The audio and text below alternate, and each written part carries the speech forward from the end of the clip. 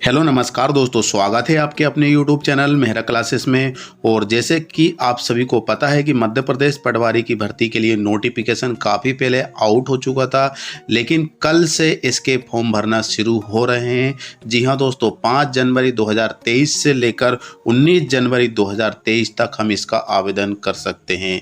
लेकिन दोस्तों, ये भर्ती 5 साल के बाद आई है, तो हम ये नहीं चाहेंगे कि इसके फॉर्म भरते टाइम हमसे किसी भी प्रकार की कोई गलती हो। तो आज की वीडियो में हम आपको बहुत सारी बातें ऐसी बताएंगे जिससे आपको प्रॉब्लम हो सकती है, उसको किस तरीके से सॉल्यूशन किया जा सकता है फॉर्म भरते टाइम। तो दोस्तों चलते हैं हम आगे की ओर। और आगे बढ़ने से पहले आपसे रिक्वेस्ट जरूर करना चाहेंगे, यदि आप हमारे चैनल पर नए हो तो चैनल को जरूर सब्सक्राइब करना, वीडियो को पूरा देखना ताकि वीडियो अच्छी तरीके से समझ में आए। तो दोस्तों चलते हैं हम आगे की ओर। तो सबसे पहले हम यहाँ पर आपको लेकर आए हैं इसके शॉर्ट नोटिफिकेशन पर। ऑफिशियल नोटिफिकेशन हम काफ़ी बार देख चुके हैं और काफ़ी बड़ा होता भी है, इसी वजह से उसमें इसको समझते हैं तो उसमें डाउट भी हो जाता है। हम इसीलिए हम आपको एक शॉर्ट नोटिफिकेशन पर लेकर आए हैं।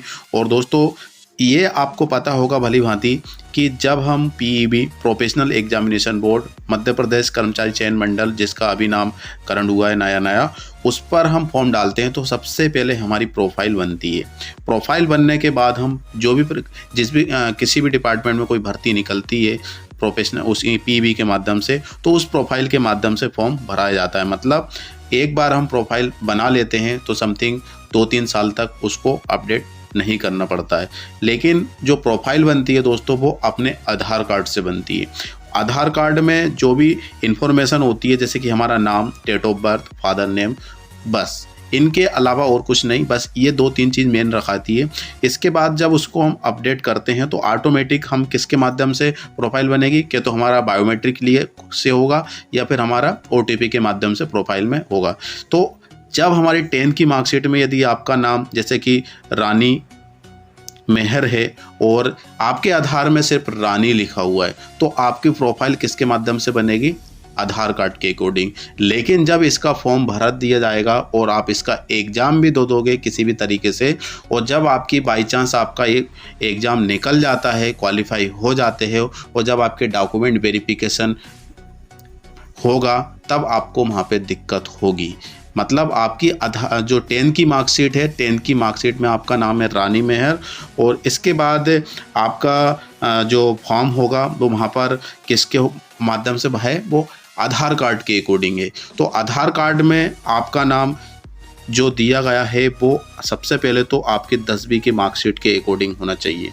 10वीं की मार्कशीट में जो नाम है, जैसे कि रानी और मेहर लिखा हुआ है, तो वही नाम आपके आधार कार्ड में भी होना चाहिए। यदि नहीं है तो 19 तारीख आपकी लास्ट डेट है, इससे पहले आप इसको अपडेट करा लीजिए। 5 से 7 दिन लगेंगे, इससे पहले भी हो जाता है। लेकिन दोस्तों ऐसी गलती मत करना, क्योंकि जब आप बाई चांस क्वालिफाई हो जाते हैं, हम ये नहीं चाहते कि हम क्वालिफाई नहीं हो, लेकिन हम क्वालिफाई हो जाते हैं और जब हमारा वेरिफिकेशन होगा तो हमारे आधार कार्ड, इसके बाद हमारी मार्कशीट, ग्रेजुएशन की मार्कशीट, CPCT, आपका मूल निवासी, आपका जाति प्रमाण पत्र, सब वेरीफाई किए जाएंगे और उसमें सारे नेम एक जैसे होना चाहिए। कहीं भी ऊपर नीचे स्पेलिंग मिस्टेक, करेक्शन, कुछ भी प्रकार का कोई दिक्कत नहीं होना चाहिए, तभी आप इसमें सेलेक्ट हो जाएंगे। नहीं तो आपकी जो पूरी मेहनत है आपने पास भी कर लिया और उस टाइम पे जाकर आपको दिक्कत हो सकती है।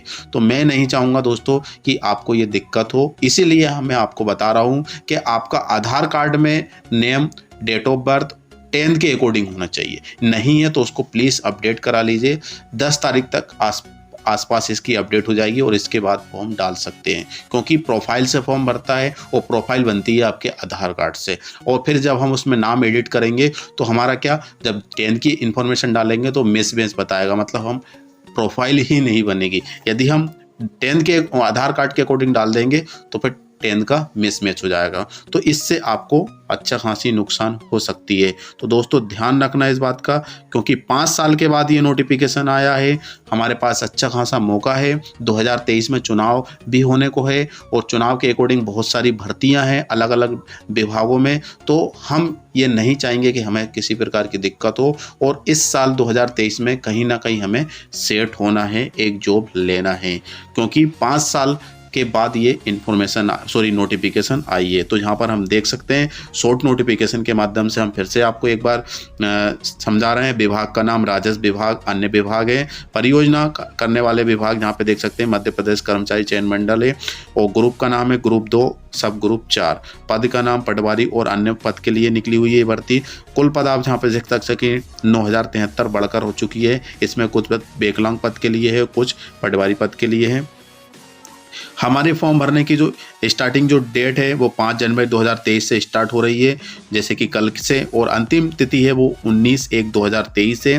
परीक्षा की तिथि आपको पता है, जहाँ पे आप फिर भी देख सकते हैं 15/3/2023, मतलब 15 मार्च 2023 को आपका एग्ज़ाम होगा 2 शिफ्ट में, सुबह की शिफ्ट में और इसके बाद इवनिंग की शिफ्ट पे। आपका जो पैसा लग रहा है चार्ज लगेंगे फॉर्म भरते टाइम, तो सामान्य वर्ग के उम्मीदवार के लिए मतलब जनरल कैटेगरी के लिए 560 रुपये, इसमें पोर्टल फीस भी इंक्लूड है और आपकी एग्ज़ाम फीस भी इंक्लूड है। इसके बाद जहाँ पे SC ST OBC दिव्यांग उम्मीदवार के लिए 310, इसमें भी सारे शुल्क इंक्लूड रहेंगे। और इसके बाद सीधी भर्ती विकलांग पद के लिए जहाँ पे देख सकते हैं कोई भी शुल्क नहीं है। आवेदन पत्र भरने की तिथि हम ऑलरेडी देख चुके हैं 5/1/2023, अंतिम तिथि है 19/1/2023। परीक्षा शुल्क भुगतान करने की जो अंतिम तिथि है वो भी 19/1/2023 तक ही हम इसका मतलब फीस पे आउट कर सकते हैं। और फॉर्म भरने में संशोधन की जो अंतिम तिथि है वो 24/1/2023, जैसे कि अभी हमने आपको बताया था। किसी प्रकार की कोई मिस्टेक होती है और मिस्टेक से बचने के लिए ही हम ये वीडियो बता रहे हैं आपको। यदि फिर भी कुछ दिक्कत आ जाती है तो आप 24/1/2023 तक आप इसका करेक्शन कर सकते हैं। इसमें जो भी एग्जाम इसमें फीस लगेगी करेक्शन की, उसको फीस देकर आप करेक्शन कर सकते हैं। परीक्षा की तिथि ऑलरेडी आपको पता है 15 मार्च 2023 को आपका एग्जाम होगा। इसके बाद आपको 10 के अकॉर्डिंग आपको फॉर्म डालना है, 10 के हिसाब से ही हमें फॉर्म डालना होता है। किसी भी प्रकार का कोई फॉर्म आता है गवर्नमेंट के तो वो 10 के हिसाब से डाला जाता है। वो वेरीफाई के लिए हमारा date of birth, father name, mother name, वो सब किसके अकॉर्डिंग वेरीफाई किया जाता है, वो 10 के अकॉर्डिंग। तो यहाँ पे देख सकते हैं कि पासपोर्ट साइज फोटो होना चाहिए, लेटेस्ट होना चाहिए, जो 3 महीने पुराना नहीं होना चाहिए, हस्ताक्षर आपका होना चाहिए, जो भी पार्टिकुलर आप परमानेंट करते आते हैं वही आपको यहाँ पे करना होगा। अंगूठे का निशान मतलब आपका बायोमेट्रिक होगा।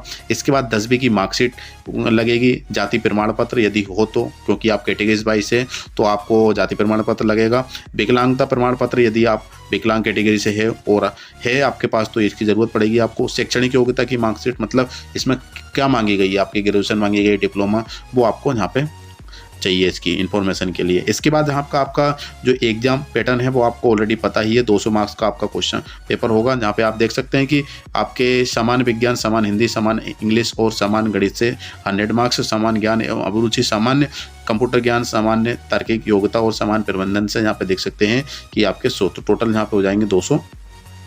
इस बार आपकी माइनस मार्किंग भी होगी, ऑलरेडी आपको पता है।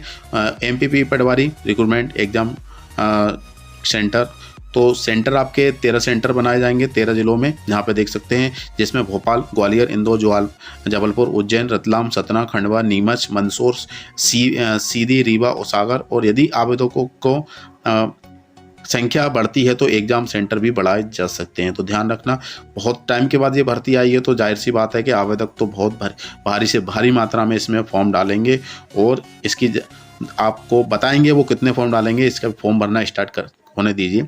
इसके बाद यहाँ पे आप देख सकते हैं किस तरीके से फॉर्म डालना है, वो आपको ऑलरेडी MP ऑनलाइन के माध्यम से फॉर्म डालना है। 5 जनवरी से इसके फॉर्म भरना स्टार्ट हो रहे हैं।